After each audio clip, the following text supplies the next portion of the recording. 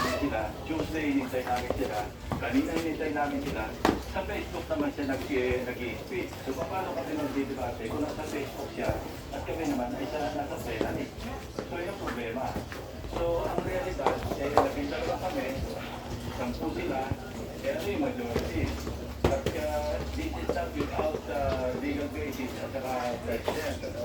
Dahil nung Avenue versus Paito, maliwanag na yung dalawa kami ngayon. Dahil nga yung dalawa on this post. At sabi doon, outside of the collective power of the Senate. At hindi makukumpel ang kanilang attendance. Yun ang operative words doon sa ruling na yun eh. Taong 2015, nung tumawag si Senate President